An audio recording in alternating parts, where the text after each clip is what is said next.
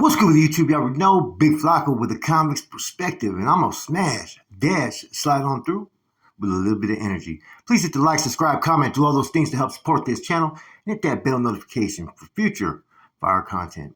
So, a leader of a gang based in San Fernando Valley just got some time, man. 16 years on prison time, right? In the feds on racketeering and narcotics crimes. The individual's name was Mario Alberto Miranda. Now, he was 32 years old. He was of Sherman Oaks, California, part of the gang called the Vinland Boys. He was charged as the lead indictment in a Mexican Mafia indictment, right, that targeted 31 gang members and associates. Apparently, he had just pled guilty, right, June 26, to one count of conspiracy to violate the Rico Act, mainly distributing methamphetamine. Apparently, this indictment went from September of 2008 to November of 2019. Miranda and other gang members, right, were part of the drug trafficking throughout San Fernando Valley.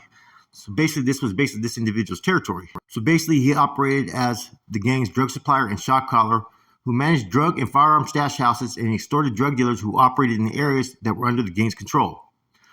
Apparently, Miranda sold methamphetamines to buyers at residences in Pacoima and North Hollywood. I guess these were at stores that he ran, okay? A clothing store he actually had in North Hollywood. He also sold about 1.2 kilograms of methamphetamine to one specific buyer over the course of multiple transactions and ordered a co-conspirator to obtain a pound of meth for another buyer. He also collected tax proceeds from the gang members who sold drugs and was also part of a scheme to collect payments to be redistributed to gang members of the gang who were in prison.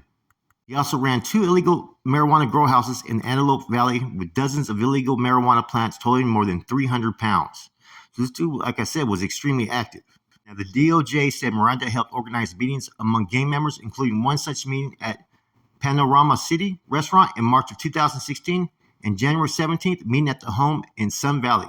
During both those meetings, which Miranda attended, he ordered members of the gang to commit acts of violence against rival gang members and individuals suspected of cooperating with police. He was arrested in February 2019 and has remained in federal custody since.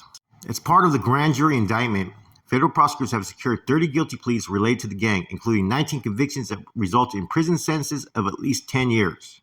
Miranda and a gang triggerman who was sentenced to 31 years in federal prison for crimes that included 3 attempted murders of rival gang members, of one individual had died after the indictment. This case was investigated by a joint coalition comprised of local law enforcement agencies, FBI, Bureau of Alcohol, Tobacco, and Firearms and Explosives, in the Los Angeles Police Department. Now, he went by the names Last, right, Ultimo, and even Shot Caller. This is all according to the grand jury indictment. Now, I further looked up this individual, Miranda, right, and he was part of an indictment, right, that had happened in the LA County Jail for being part of the Southsider leadership, right? And they said they had a thirst of blood tattoo, which is a symbol of the Southsiders, which was interesting, man. There's a case online I was looking up, man. So this dude has definitely been in the mix. He was pretty much bestowed authority out there to do certain things, and he did it well, man. He did it for a total of it seems like almost 11 years as far as a leader within the VNE gang. This was a total of 11-year investigation. So it just told me that what they probably did was they went after back cases of gang members in the area, finding those that were probably willing to cooperate. Because that's a long time, if you really think about it, to run an investigation. And this kind of shows light of how each, area kind of operates in similar but different fashions. I noticed in some, gang indictments revolving around the Mexican Mafia and its associates, right?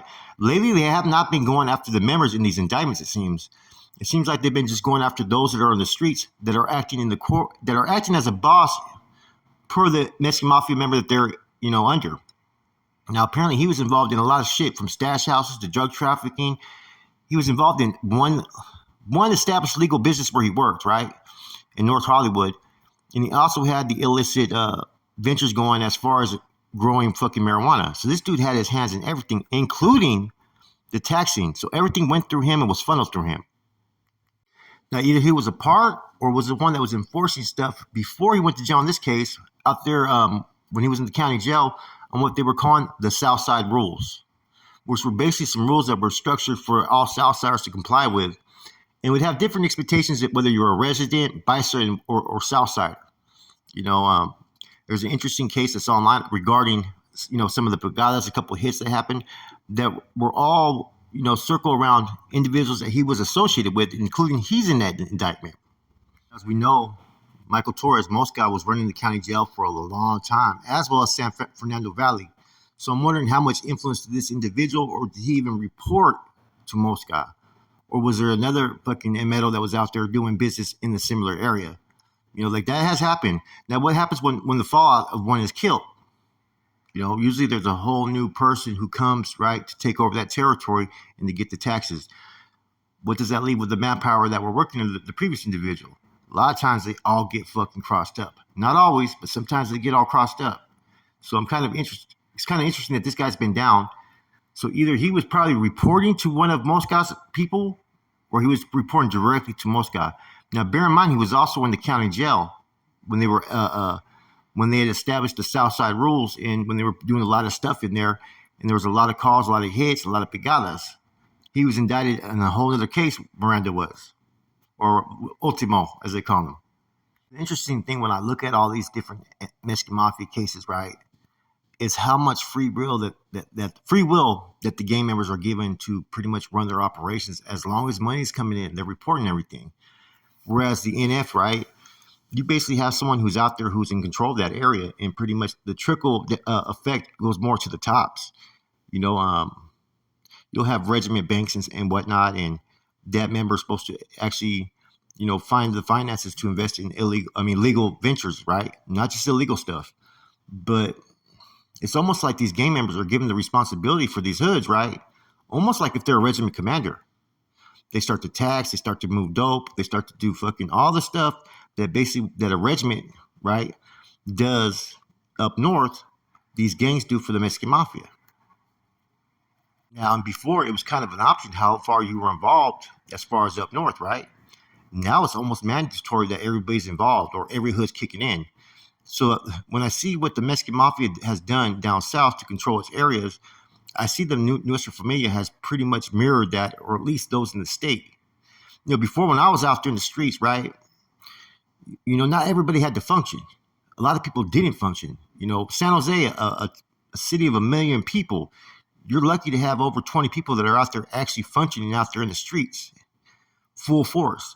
I remember during Operation Black Widow, after everybody got indicted, there was maybe a total of maybe 6 or 7 of us out there in the streets that were functioning, right? But there was 4 of us that were fucking mainly fucking extremely active, Anyway, so looking at Miranda, he's basically functioning in the capacity of what a regiment commander would do for the NF, which I find kind of interesting, that you find certain gang members that, yeah, they're camaradas, right? They're working with some type of senor, right? But they're given a whole lot of authority when they're out there in the streets to act on behalf of that carnal. I think the only exception sometimes to not having to report to a certain Emeto, right, would be if an Emeto is from that hood, he's going to pretty much have that hood contribute in. That's the only exception, man. And some people start to, intrude in other people's turfs and territories that they establish for themselves, right? And that's where the friction always happens, man, especially when you have people on the state, feds, and you got newly made members and stuff, right? Everybody wants a piece of the pie. Everybody wants to make some money, man. But it's to me, they've kept it simple without the checks and balances, though. There's no checks and balances as far as what do you do when you're in this type of situation, which could lead people in the wrong direction. I mean, think of how many fucking dudes get caught up right out there, right, doing things on behalf of that Emeto, right? And then come to find out that Emeto was basically giving directives that were intruding on another man's territories. It happens all the time. I'm not saying it happened in this incident, but, I find it kind of interesting that everybody said that, Mosca had San Fernando Valley and that he also had the LA County Jail. That dude had a lot of fucking turf there, man. And how would that work if someone had that county, but there's other Emetos that have like either a lady from one of these hoods or they're from that hood?